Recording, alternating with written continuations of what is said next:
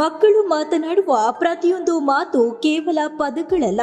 ಆ ಮಾತಿನ ಹಿಂದೆ ಅವರ ಆಂತರಿಕ ಸಂವೇದನೆ, ಅನುಭವ ಮತ್ತು ಮನಸ್ಥಿತಿ ಅಡಗಿರುತ್ತದೆ. ಮಕ್ಕಳಲ್ಲಿ ಸೂಕ್ಷ್ಮ ಪ್ರವೃತ್ತಿಯನ್ನು ಬೆಳೆಸುವ ಮಹತ್ವದ ಕಾರ್ಯಕ್ರಮವೇ ಸಾಹಿತ್ಯೋತ್ಸವ ಎಂದು ಜನಪದ ವಿದ್ವಾಂಸ ಹಾಗೂ ಜನಪದ ವಿಶ್ವವಿದ್ಯಾನಿಲಯದ ವಿಶ್ರಾಂತ ಕುಲಪತಿ ಡಾಕ್ಟರ್ ಕೆ ಚಿನ್ನಪ್ಪ ಗೌಡ ಅಭಿಪ್ರಾಯವನ್ನು ಪಟ್ಟಿದ್ದಾರೆ. ಇವರು ದೇರಳಕಟ್ಟೆಯ ವಿದ್ಯಾರತ್ನ ಆಂಗ್ಲ ಮಾಧ್ಯಮ ಶಾಲೆಯ ವತಿಯಿಂದ ನಡೆದ ದೇರಳಕಟ್ಟೆಯಲ್ಲಿ ಕರಾವಳಿ ಕರ್ನಾಟಕದ ಸಾಹಿತ್ಯ ಸಾಂಸ್ಕೃತಿಕ ಸಮ್ಮೇಳನ ನಾಡು ನುಡಿ ವೈಭವದ ರತ್ನೋತ್ಸವ 2025 ಉದ್ಘಾಟಿಸಿ ಮಾತನಾಡಿದರು. ನಮ್ಮ ಮಕ್ಕಳ ಕಿವಿ, ಕಣ್ಣು, ಮೂಗು, ನಾಲಗೆ ಎಲ್ಲ ಉಂಟಲ್ಲ, ತನ್ನ ಸೂಕ್ಷ್ಮವನ್ನು, ತನ್ನ ಹರಿತವನ್ನು ಕಳ್ಕೊಳ್ತಾ ಇರುವ ಕಾಲಘಟ್ಟದಲ್ಲಿ ನಾವಿದ್ದೇವೆ. ಮಕ್ಕಳು ನೋಡ್ತಾರೆ, ನಾವು ತಿಳ್ಕೊಂಡಿದ್ದೇವೆ ಅವರು ನೋಡ್ತಾರೆ ಅಂತ, ಆದರೆ ಏನನ್ನು ಗ್ರಹಿಸುವುದಿಲ್ಲ. ಅವರು ಪರ್ಸೆಪ್ಷನ್ ನೋಡ್ತಾರೆ, ಎಲ್ಲ ನೋಡ್ತಾರೆ, ಹೀಗೆ ಕಣ್ಣಿದ್ದವು ನೋಡಲೇಬೇಕಲ್ಲ. ಕಣ್ಣಿದ್ದು ಕುರುಡರಾಗಿರುವ ಹಾಗಿದ್ದಾರೆ ಅನೇಕ ಮಕ್ಕಳು. ಅಂದರೆ ನೋಡುವುದಿಲ್ಲ ಅಂತಲ್ಲ, ನೋಡುವುದು ಬೇರೆ, ನೋಡಿದ್ದನ್ನು ಒಳಗೆ ತಕ್ಕೊಳ್ಳುವುದು ಬೇರೆ. ಅಂತರಂಗಕ್ಕೋ ಮನಸ್ಸಿಗೋ ಮಕ್ಕಳಿಗೆ ಅದು ಜಾತ್ರೆಗೆ ಹೋಗ್ತಾರೆ, ಯಾವುದೋ ಏನು ನೋಡಿ, ನಾನು ಜಾತ್ರೆಗೆ ಹೋಗಿ ಬಂದೆ, ಏನು ಏನು ಏನು ಎಂಥದ್ದಾಯ್ತು, ಏನು ನೋಡಿ ವಿಶೇಷ ಏನು ಅಂತ ಕೇಳಿದರೆ ಕಣ್ಣು. ಕಣ್ಣು ಅಂದರೆ ಕಣ್ಣು ಕಾಣುವುದಿಲ್ಲ ಅಂತಂದರೆ, ಈಗ ನಮಗೆಲ್ಲ ಕಣ್ಣು ಕಾಣುವುದಿಲ್ಲ, ಕನ್ನಡಕ ಇಟ್ಟಿದ್ದೇವೆ ಅಂದರೆ ಅದಲ್ಲ. ಕಣ್ಣು ಕಾಣ್ತದೆ, ಯಾವುದನ್ನು ನೋಡಬೇಕು, ಯಾವುದನ್ನು ಕಿವಿ. ನಮಗೆ ಮಕ್ಕಳಿಗೆ ಈಗ ಸರಿಯಾದ್ದನ್ನು ಕೇಳುವ ಗ್ರಹಣ ಶಕ್ತಿ ಇಲ್ಲ. ಕೇಳಿ ವೇದಿಕೆಯ ಕಾರ್ಯಕ್ರಮಗಳನ್ನು ಕೇಳಿ, ಯಾಕೆಂದರೆ ನಿಮ್ಮ ಕಣ್ಣು ಸೂಕ್ಷ್ಮ ಆಗ್ತದೆ, ನಿಮ್ಮ ಕಿವಿ ಸೂಕ್ಷ್ಮ ಆಗ್ತದೆ, ನಿಮ್ಮ ನಾಲಿಗೆ ಮಾತು. ಮಕ್ಕಳು ಮಾತಾಡೋದಿಲ್ವ? ಮಾತಾಡ್ತಾರೆ, ಎಲ್ರಿಗೂ ಮಾತು ಬರ್ತದೆ. ಮಾತಾಡಿದ್ದೆಲ್ಲವೂ ಮಾತಲ್ಲ, ಗಮನಿಸಬೇಕು. ಮಾತಿನ ಹಿಂದೆ ಮಕ್ಕಳ ಒಂದು ಸಂವೇದನೆ ಅಂತ ಹೇಳ್ತೇವೆ. ಮಕ್ಕಳ ಒಂದು ಸಂವೇದನೆ. ನಿಮ್ಮ ಮನೆಯ ಅಂಗಳದಲ್ಲಿ ಒಂದು ಹೂವು ಅರಳಿದಾಗ ನಿಮ್ಮ ಮಗು ಬಂದು ನಿಮ್ಮ ಹತ್ರ ಹೇಳಿದರೆ, ಅಮ್ಮಮ್ಮ ನೋಡಿ ಎಂಥ ಚಂದ ಒಂದು ಹೂವು ಅರಳಿದೆ ಅಂದರೆ, ಆ ಹೂವು ಅರಳಿದ್ದನ್ನು ಮಗು ನೋಡಿದೆ ಅಂತ ಅರ್ಥ. ಇಲ್ಲಾಂದರೆ ಹೀಗೆ ನೋಡ್ತದೆ, ಅರಳುತ್ತದೆ, ಹೋಗ್ತದೆ ಅಷ್ಟೇ. ಇದು ಸಣ್ಣ ದೃಷ್ಟಾಂತ ಕೊಡೋದು ನಾನು. ಒಂದು ಮಳೆಗೆ ಒದ್ದೆಯಾದ ಮಗು, ಅಮ್ಮಮ್ಮ ಎಂಥ ಚಳಿ, ಎಂಥ ಮಳೆ, ಎಂಥ ಗಾಳಿ ಅಂತ ಒಂದು ಸಂವೇದನೆ ಹೇಳಿದರೆ, ಆಗ ಆ ಮಗುವಿನ ಕಣ್ಣು, ಕಿವಿ, ಮೂಗು, ಚರ್ಮ ಅದು ಸಂವೇದನಾಶೀಲವಾಗಿದೆ ಅಂತ ಅರ್ಥ. ಹಾಗೆ ಸೆನ್ಸಿಟಿವ್ ಸೂಕ್ಷ್ಮ ಪ್ರವೃತ್ತಿಯನ್ನು ಮಕ್ಕಳಲ್ಲಿ ಹುಟ್ಟಿಸುವ ಕಾರ್ಯಕ್ರಮವೇ ಈ ಸಾಹಿತ್ಯ ಸಮ್ಮೇಳನ, ಈ ಸಾಂಸ್ಕೃತಿಕ ಉತ್ಸವ. ಇದನ್ನು ಕಳೆದ ರಜತೋತ್ಸವ, ವಾರ್ಷಿಕೋತ್ಸವದ 25ನೇ ವರ್ಷ ಒಂದು ಪರಂಪರೆ ಸಿದ್ಧವಾಗಿದೆ. ಹಾಗಾಗಿ 25 ವರ್ಷಗಳಲ್ಲಿ ಮಕ್ಕಳ ಪಂಚೇಂದ್ರಿಯಗಳನ್ನು ಹರಿತಗೊಳಿಸುವ, ತೀವ್ರಗೊಳಿಸುವ, ಸಂವೇದನೆಗೊಳಿಸುವ, ತರಗತಿಯ ಆಚೆಗೆ ಮಕ್ಕಳು ಏನನ್ನು ನೋಡಬೇಕು, ಕಲಿಬೇಕು ಅಂತ ಆ ದಿಕ್ಕು ಮತ್ತು ದೃಷ್ಟಿಯನ್ನು ಮೂಡಿಸಿದ ಈ ಸಂಸ್ಥೆ ಕೆಲಸ ಇದು ಸಣ್ಣದಲ್ಲ. ಇದು ಬಹಳ ವರ್ಷಕ್ಕೆ 2 ದಿವಸ ನಡೆಯಲಿ. ಇದರ ಪರಿಣಾಮ ಬಹಳ ದೊಡ್ಡದು, ನೆನಪಿಟ್ಟುಕೊಳ್ಳಿ. ಕನ್ನಡ ಸಾಹಿತ್ಯ ಪರಿಷತ್ತು ಮಾಜಿ ರಾಜ್ಯಾಧ್ಯಕ್ಷರಾದ ಧರ್ಮದರ್ಶಿ ಹರಿಕೃಷ್ಣ ಪುನರೂರು ಮಾತನಾಡಿ, ರತ್ನೋತ್ಸವದಂತಹ ನಿರಂತರವಾಗಿ ಸಾಹಿತ್ಯಕ್ಕೆ ಕೊಡುಗೆಯನ್ನು ನೀಡುವ ಕಾರ್ಯಕ್ರಮಗಳನ್ನು ಸಂಘಟಿಸುವುದು ಸುಲಭದ ಕೆಲಸವಲ್ಲ. ಇಂತಹ ಸಾರ್ಥಕ ಮತ್ತು ಸಮಾಜಮುಖಿ ಪ್ರಯತ್ನಗಳ ಹಿಂದೆ ಸಂಘಟಕರ ಅಚಲ ನಿಷ್ಠೆ, ಪರಿಶ್ರಮ ಹಾಗೂ ಸಾಹಿತ್ಯದ ಮೇಲಿನ ಪ್ರೀತಿ ಅಡಗಿದೆ.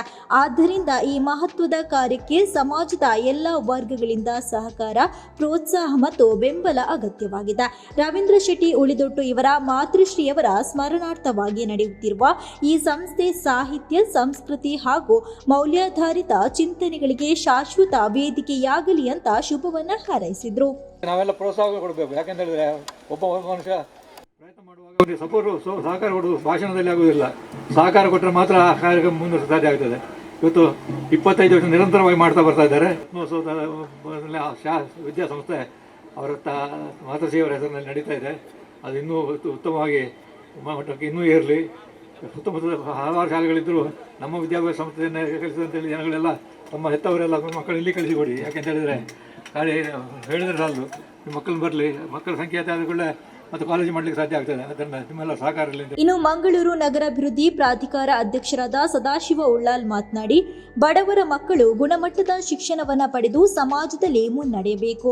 ವಿಶೇಷವಾಗಿ ಆಂಗ್ಲ ಮಾಧ್ಯಮ ಶಾಲೆಯಲ್ಲಿ ಕಲಿಯುವ ಅವಕಾಶ ಅವರಿಗೆ ದೊರಕಬೇಕು ಎಂಬ ಉದಾತ್ತ ಉದ್ದೇಶದೊಂದಿಗೆ ಉಚ್ಚಿಲದ ಭಗವತಿ ಶಾಲೆಯ ಜೊತೆಗೆ ವಿದ್ಯಾರತ್ನ ಶಾಲೆಯನ್ನ 25 ವರ್ಷಗಳ ಹಿಂದೆ ಸ್ಥಾಪಿಸಲಾಯಿತು. ಬಡ ಹಾಗೂ ಹಿಂದುಳಿದ ಕುಟುಂಬಗಳ ಮಕ್ಕಳಿಗೆ ಆಶಾ ಕಿರಣವಾಗಿರುವ ಈ ಶಾಲೆಗಳು ಶಿಕ್ಷಣದ ಮೂಲಕ ಸಮಾಜ ಪರಿವರ್ತನೆ ಸಾಧ್ಯ ಎಂಬುದನ್ನು ಸ್ಪಷ್ಟವಾಗಿ ಸಾಬೀತುಪಡಿಸುತ್ತಿದೆ ಎಂದರು. ಬಡವರ ಮಕ್ಕಳಿಗೆ ಕೂಡ ಆಂಗ್ಲ ಮಾಧ್ಯಮ ವಿದ್ಯಾಭ್ಯಾಸ ದೊರಕಬೇಕು ಎಂಬ ಉದ್ದೇಶವನ್ನು ಇಟ್ಕೊಂಡು ಬಡವರ ಮಕ್ಕಳು ಕೂಡ ಆಂಗ್ಲ ಮಾಧ್ಯಮದಲ್ಲಿ ಮಾತಾಡುವಂಥ ವ್ಯವಸ್ಥೆಯನ್ನು ಕಲ್ಪಿಸಬೇಕೆಂಬ ದೃಷ್ಟಿಯಲ್ಲಿ ಇಟ್ಕೊಂಡು ಸನ್ಮಾನ್ಯ ಶೆಟ್ಟಿಯವರು ಇಲ್ಲಿ ದೇರ್ಲಕಟ್ಟೆಯಲ್ಲಿ ವಿದ್ಯಾರತ್ನ ಆಂಗ್ಲ ಮಾಧ್ಯಮ ಶಾಲೆಯನ್ನು ಪ್ರಾರಂಭ ಮಾಡಿದರು.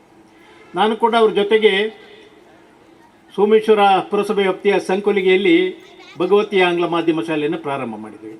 ಇವತ್ತು ನಾವು ಜೊತೆಯಾಗಿ 25 ವರ್ಷಗಳನ್ನು ಆಚರಿಸುವಂಥ ಶುಭ ಸಂದರ್ಭ. ಭಾಳ ಸಂತೋಷ ಆಗ್ತಾಯಿದೆ. ಬಡವರ ಮಕ್ಕಳು ಕೂಡ ಆಂಗ್ಲ ಮಾಧ್ಯಮದಲ್ಲಿ ಕಲಿಬೇಕೆಂಬ ಆ ಧೋರಣೆ ಇಟ್ಟುಕೊಂಡು ನಾವಿಬ್ಬರು ಕೂಡ ಸರ್ಕಾರದ ಏನು ಇದು ತೊಂದರೆಗಳು ಇದ್ದರೂ ಕೂಡ ಅದನ್ನೆಲ್ಲ ನಿಭಾಯಿಸ್ಕೊಂಡು ಇವತ್ತು ಶಾಶ್ವತವಾಗಿ ಆಂಗ್ಲ ಮಾಧ್ಯಮ ಶಾಲೆಯಾಗಿ ಹೆಸರು ಗಳಿಸಲಿಕ್ಕೆ ನಮಗೆ ಎಲ್ಲರ ಸಹಕಾರ, ಊರಿನವರ ಸಹಕಾರದಿಂದ ಇದು ಸಾಧ್ಯ ಆಗಿದೆ. ಈ ವಿದ್ಯಾಸಂಸ್ಥೆ 25 ವರ್ಷಗಳಲ್ಲಿ ಉತ್ತರೋತ್ತರ ಅಭಿವೃದ್ಧಿಯಾಗಿ ಭಾಳಷ್ಟು ದೊಡ್ಡದಾದಂಥ ವಿಸ್ತೀರ್ಣವಾದಂಥ ಕಟ್ಟಡಗಳನ್ನು ಹೊಂದಿಕೊಂಡು ಮಕ್ಕಳಿಗೆ ಬೇಕಾದಂಥ ಸರ್ವಧರ್ಮದ ಮಕ್ಕಳು ಕೂಡ ಇಲ್ಲಿ ವಿದ್ಯಾಭ್ಯಾಸವನ್ನು ಮಾಡುವಂಥ ವ್ಯವಸ್ಥೆಯನ್ನು ಕಲ್ಪಿಸಿಕೊಂಡು ಎಲ್ಲ ರೀತಿಯಲ್ಲಿ ಎಲ್ಲ ಚಟುವಟಿಕೆಗಳನ್ನು ಮಕ್ಕಳನ್ನು ಸೇರಿಸಿಕೊಂಡು ಎಲ್ಲರಿಗೂ ಪ್ರತಿಯೊಂದು ಅವಕಾಶ ಸಿಗುವಂಥ ದೃಷ್ಟಿಯಲ್ಲಿ ಸನ್ಮಾನ್ಯ ಶೆಟ್ಟಿಯವರು ಮತ್ತು ಅವರ ಶ್ರೀಮತಿಯವರು ಒಟ್ಟಿಗೆ ಸೇರಿಕೊಂಡು ಈ ಉತ್ತಮ ಕಾರ್ಯಕ್ರಮ ನೆರವೇರಿಸಿಕೊಂಡು ಬಂದಿದ್ದಾರೆ. ಸಮ್ಮೇಳನದ ಅಧ್ಯಕ್ಷರಾದ ಲೇಖಕ ಡಾಕ್ಟರ್ ನರೇಂದ್ರ ರೈದೇರ್ಲಾ ಮಾತನಾಡಿ, ಗೋಡೆ ಶಾಲೆಯ ಶಿಕ್ಷಣ ಪಡೆಯುವವರಿಗೆ ಲೋಕಶಾಲೆಯ ಶಿಕ್ಷಣ ದೊರಕುವಂತಾಗಲಿ. ಆಕಾರ ಕೇಂದ್ರಿತ, ಅಂಕ ಕೇಂದ್ರಿತ, ಯಾಂತ್ರ ಕೇಂದ್ರಿತ ಶಿಕ್ಷಣ ಇಂದು ಸಂವೇದನಾ ಶೂನ್ಯ ವಿದ್ಯಾರ್ಥಿಗಳನ್ನು ರೂಪಿಸುತ್ತಿದೆ. ನಮ್ಮ ನಾಡು, ನುಡಿ, ಸಂಸ್ಕೃತಿ, ಪರಂಪರೆಯನ್ನ ಪರಿಚಯಿಸುವ, ಮನದ ಮಾಲಿನ್ಯವನ್ನ ನೀಗುವ ಶಿಕ್ಷಣ ಮಕ್ಕಳಿಗೆ ದೊರಕಲಿ. ಕೇರಳದ ಭಾಷಾ ಪ್ರೀತಿ ವಿಶೇಷವಾದುದು. ಜಾಗತೀಕರಣ ನವಮಾಧ್ಯಮ ಅವರನ್ನ ವಿಚಲಿತಗೊಳಿಸಿಲ್ಲ. ನಮಗೆ ಮಾತ್ರ ಯಾಕೆ ಹೀಗೆ ಎಂದು ಪ್ರಶ್ನಿಸಿದ ಅವರು, ಓದುವ ಆಸಕ್ತಿ ಬೆಳೆಸಿ ಮಕ್ಕಳಲ್ಲಿ ಭಾಷಾ ಪ್ರೀತಿಯನ್ನ ಉಂಟು ಮಾಡಬೇಕು ಎಂದರು.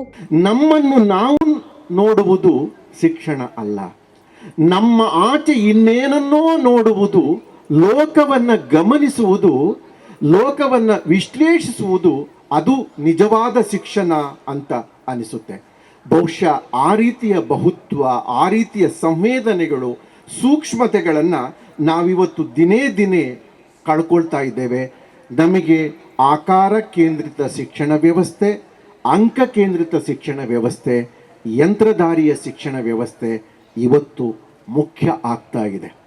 ಸಾಹಿತ್ಯದ ವಿಷಯಕ್ಕೆ ಬರುವುದಾದರೆ, ಇವತ್ತು ಕನ್ನಡ ಸಾಹಿತ್ಯ, ಕನ್ನಡದ ಪ್ರೀತಿ, ಕನ್ನಡದ ಭಾಷೆಯ ಕಾಳಜಿ ನಮಗೆ ದಿನದಿಂದ ದಿನಕ್ಕೆ ತುಂಬ ಕಡಿಮೆ ಆಗ್ತಾ ಇದೆ. ಈ ಸಭೆಯನ್ನು ಈ ಕ್ಷಣಕ್ಕೆ ನಾನು ಗಮನಿಸಿದರೆ, ಎಲ್ಲೋ ನಿಮ್ಮ ನೋಡು ಪ್ರೀತಿ ಹೆಚ್ಚು ಸೂಕ್ಷ್ಮವಾಗ್ತಾ ಇದೆ, ನೀವು ಅದರ ಕಡೆಗೆ ಆಸಕ್ತರಾಗ್ತಾ ಇದ್ದೀರಿ ಹೊರತು ಕೇಳುವ ಕಾಳಜಿಯನ್ನು ನೀವು ತುಂಬ ತುಂಬ ತುಂಬ ಕಡಿಮೆ ಮಾಡ್ತಾ ಇದ್ದೀರಿ.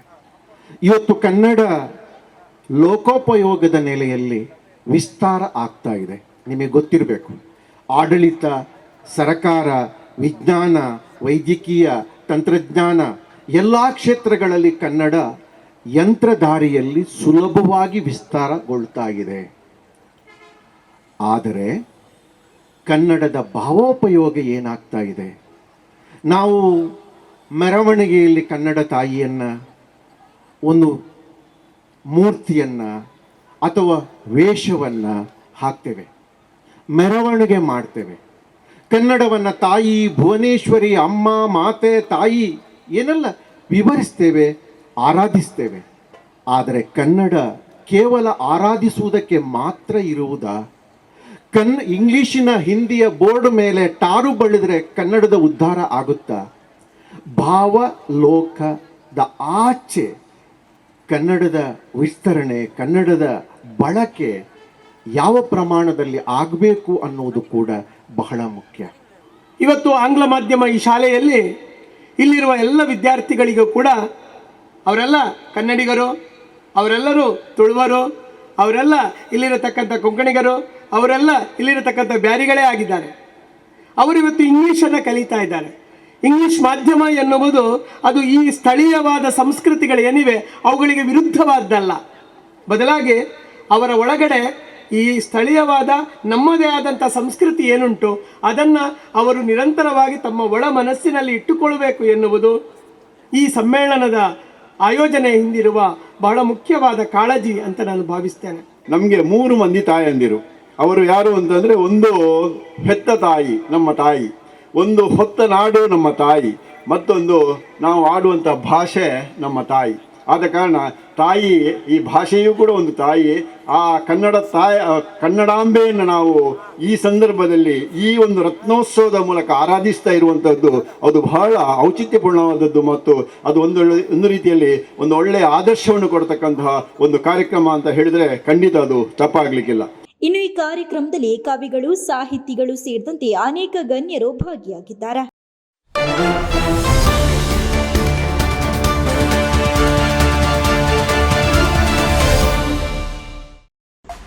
ಮಂಗಳೂರು ಪ್ರಮುಖ ಸ್ಥಳಗಳ ಬಳಿಯಲ್ಲೇ ಆರಾಮದಾಯಕ ವಾಸದ ಹುಡುಕಾಟದಲ್ಲಿದ್ದೀರಾ?